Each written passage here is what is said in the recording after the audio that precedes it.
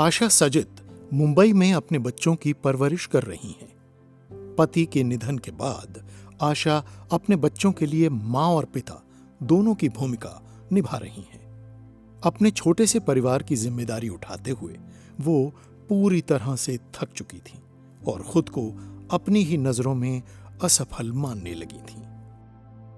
बड़ी बेटी है मेरी और जो दूसरा बेटा है वो छोटा है, मतलब टीनेजर भी नहीं है।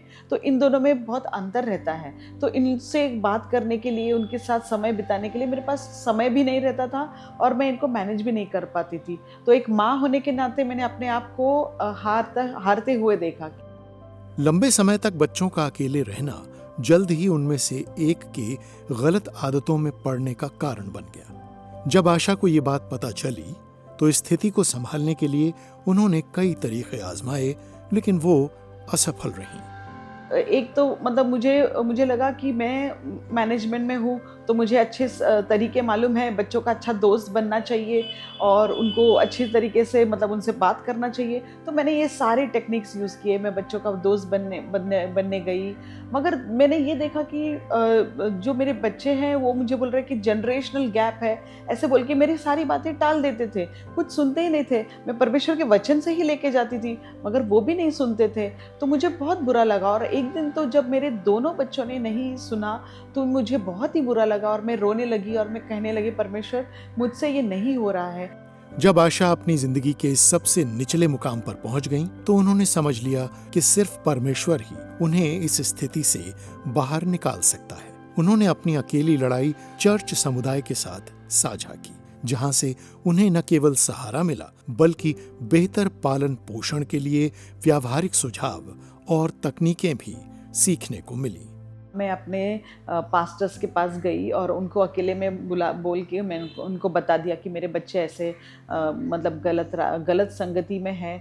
तो उन्होंने मुझे कहा कि कोई बात नहीं, डरना नहीं, अपना जो ध्यान है वो परमेश्वर के ऊपर लगाओ और तुम परमेश्वर में बढ़ने के लिए जो तुम प्रार्थना करो और ये बच्चे जो है वो अपने आप परमेश्वर में आएंगे। तो हमारी जो लड़ाई जो है वो आत्मिक स्तर पे होनी चाहिए, हमारे शारीरिक जो हम प्रयत्न करते हैं वहाँ पर नहीं होना चाहिए। तो ये बात मैंने सीख लिया। और दूसरी बात ये भी सीख लिया कि हमको परमेश्वर के जो वचन है अपने बच्चों के ऊपर बोलना चाहिए। जब भी वो सोते रहते हैं तभी अपना हाथ लेके उनके पास जाने का और बोलने का परमेश्वर के वचन को। और तो मैं इस तरीके से करती थी। मैंने उन्होंने जैसे बताया मुझे उस तरीके से मैं करने लगी। और उन्होंने बोला कि तुम बिल्कुल नहीं डरो, जब तुम्हारा परिस्थिति तुमको विपरीत दिखाती है तभी भी तुमको डरना नहीं है, मगर तुमको जो तुमने परमेश्वर ने जो दिखाया उसको विश्वास करना है और परमेश्वर के वचन को बोलते रहना है। तो इस वचन को मैं लेकर अपने आप को मैंने देखा कि चलो मैं इस तरीके से कोशिश करूंगी और मैंने परमेश्वर के वचन को कबूल करते रही। जैसे ही आशा ने परमेश्वर के वचन पर विश्वास किया और अपनी स्थिति पर इसे लगातार घोषित करती रही, उसने असंभव को संभव होते हुए देखना शुरू कर दिया। ये एक पेरेंटिंग की तकनीक थी जो काम कर रही थी। तो मैंने देखा कि मेरे बच्चों को खुद एहसास होने लगा कि वो जो कर रहे हैं वो गलत कर रहे हैं, गलत निर्णय ले रहे हैं और उन्होंने जो है धीरे धीरे करके उनमें बदलाव देखने लगी मैं। और मुझे सबसे बड़ी बात तो ये है कि जो सिद्धांत परमेश्वर ने मतलब जो पास्टर के द्वारा हमें सिखाई गई उसके ऊपर मुझे विश्वास हो गया कि हमको परमेश्वर के वचन के ऊपर भरोसा रखना है और उसको कबूल करते रहना है। तो एज अ सिंगल पेरेंट मेरे पति एक्सपायर हो गए क्योंकि मैं अकेली मैनेज करती थी। तो मैंने देखा कि मैं अकेली नहीं हूँ क्योंकि परमेश्वर हमेशा मेरे साथ है। तो सिंगल पेरेंट के लिए तो ये खास है कि परमेश्वर हमें कभी नहीं छोड़ता और मुझे सही मार्ग पर लेकर चलता है।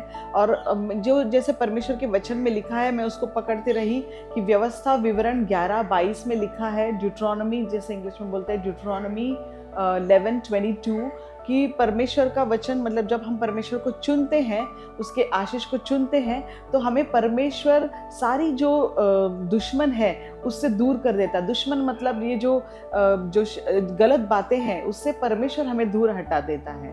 तो इसके ऊपर मैं पकड़ के रही और परमेश्वर मेरे साथ नहीं छोड़ा उसने।